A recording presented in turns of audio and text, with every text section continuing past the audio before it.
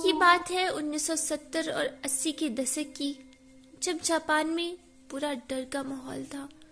डर एक ऐसी चीज का जो है या नहीं पता नहीं। डर एक ऐसी चीज का जो दिखने में तो बहुत सुंदर थी, लेकिन उसके द्वारा दी गई मौत बहुत खौफनाक हुआ करती थी। डर उसका जिससे जापान के लोग डरते थे। आज हम बात करेंगे कुचिसाकी ओना के बारे में।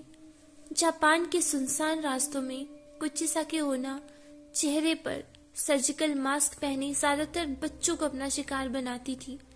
उसका चेहरा सर्जिकल मास्क से ढका होता था और वो बच्चों के पास आकर उनसे पूछती है, क्या मैं सुंदर दिखाई देती हूँ? सुनने में तो ये सवाल एक मामूली सा सवाल लगता है, लेकिन इस सवाल का जवाब शायद सबसे मुश्किल हो सकता है, क्योंकि इस सवाल का जवाब आपकी जान भी ले सकता है और बचा भी सकता है। लेकिन समस्या ये है कि इस सवाल का कोई सही जवाब नहीं है, क्योंकि जब कोई इस सवाल का जवाब ना में देता था तो कुचिसाकी कैंची से उस पर वार करती थी और उसे मार देती थी, और अगर जवाब हाँ में दिया तो वो अपना सर्जिकल मास्क उतार देती थी और अपना डरावना और बेहद जख्मी चेहरा दिखा देती थी। उसका चेहरा दो हिस्सों में बटा होता था, मानो किसी ने उसके चेहरे को पूरी तरह से चीर दिया हो, और फिर से वो अपना सवाल दोहराती, क्या मैं अब भी सुंदर दिखाई देती हूँ? कुचिसाकी का डरावना चेहरा देखने के बाद अगर कोई उसके सवालों का जवाब ना में देता तो वो उसे मार देती, और जवाब हाँ होता तो कुचिसाकी अपनी कैंची से जवाब देने वाले के चेहरे पर अपने चेहरे जैसा ही एक घाव बना देती, जिससे लोगों की मौत हो जाती थी। जापान में 1970 के दशक में इस खौफनाक बला की दहशत थी। दहशत इतनी कि लोग अपने बच्चों को घर से बाहर ही नहीं जाने देते थे, और तो और लोगों ने अपने बच्चों को स्कूल भेजना बंद कर दिया था। कुचिसाकी के शिकार बने बच्चों और कुछ और लोगों की खबरों से वहां के अखबार भरे रहते थे। ऐसे बहुत से लोग थे जिन्होंने दावा भी किया कि उन्होंने कुचिसाकी ओना नाम की इस आत्मा को देखा है। उन दिनों इस खतरनाक चलती फिरती मौत की दहशत इतनी ज्यादा बढ़ चुकी थी कि जापान के सरकारी स्कूली छात्रों को पुलिस प्रोटेक्शन देनी पड़ी ताकि बच्चे बेखौफ होकर स्कूल आ जा सके। लेकिन फिर भी कुचिसाकी ओना ने अनेकों बच्चों को अपना शिकार बनाया। लेकिन वो ऐसा क्यों करती थी? ये कहानी शुरू होती है जापान के इयान पीरियड के दौरान, लगभग 1200 से 800 साल पहले। जापान के छोटे से गांव में बहुत खूबसूरत औरत रहती थी, जिसे अपनी खूबसूरती पर बेहद नाज था। वो अपने पति के साथ रहती थी, जो कि एक समुराय था। युद्ध के दौरान उसे युद्ध में भाग लेने जाना पड़ा। जब वो युद्ध से वापस आया तो उसने अपनी खूबसूरत पत्नी को किसी गैर व्यक्ति के साथ आपत्तिजनक स्थिति में पाया।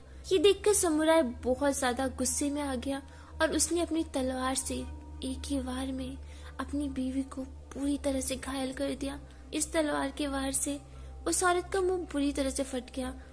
इतना कर कर वो समुराय हमेशा हमेशा के लिए अपना घर छोड़कर चला गया। समुराय की तलवार के वार से उस औरत के सुंदर चेहरे पर एक बेहद भद्दी और डरावनी स्माइल जैसा घाव बना दिया था। जब उस औरत ने अपने चेहरे का ये हाल देखा तब उसे ये महसूस हुआ, जिस खूबसूरती पर उसे नाज था वो चेहरा बेहद डरावना दिखाई देता है। वो खूबसूरत औरत मर गई और लोगों को लगा कि ये कहानी खत्म हो गई।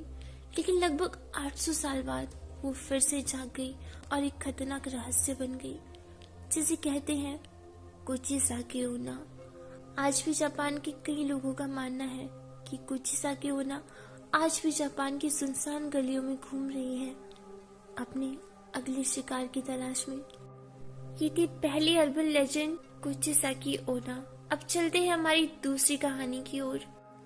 ये भी एक अर्बन लेजेंड है जिसका नाम है गाशा डोकुरो।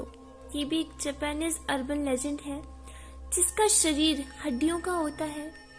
कहते हैं कि ये हड्डियां उन भूखे बेसहारा लोगों की या जंग में मरने वाले लोगों की होती है, जिनकी मौत भूख प्यास से या युद्ध में मरने से हो जाती है और जिनका शरीर सही से दफनाया नहीं जाता। कहते हैं गाशा डोकुरो एक इंसान की तुलना में कई फीट बड़ा होता है और दिखने में ये एक हड्डी नुमा शैतान जैसा होता है। ये रात के समय जो लोग सुनसान इलाकों से गुजरते हैं उन पर हमला कर देता है और उनका सिर धड़ से अलग करके उनके शरीर का खून पी जाता है। कहते हैं कि जब गासा डोकुरो आपके आसपास होता है तो आपको गाची गाची जैसी आवाज सुनाई देती है। ये आवाज इसकी अपने दांतों को रगड़ने के कारण होती है। ये काफी बड़ा शैतान है, लगभग 18 से 20 फीट लंबा। अगर आप इसे लड़कर इसे खत्म करने की सोच रहे हैं तो आप इससे ज्यादा समय तक नहीं लड़ पाएंगे, क्योंकि ये बहुत ही ताकतवर और बड़े होते हैं और आप में इतनी क्षमता नहीं होती कि इससे आप लड़े। लेकिन अगर आपको ये दिखे तो जितनी हो सके उतनी तेजी से भागना। जापान में कुछ खास तरह के मंत्रों जैसे शिंटो बोलकर इसे काबू में किया जा सकता है या इसे भगाया जा सकता है।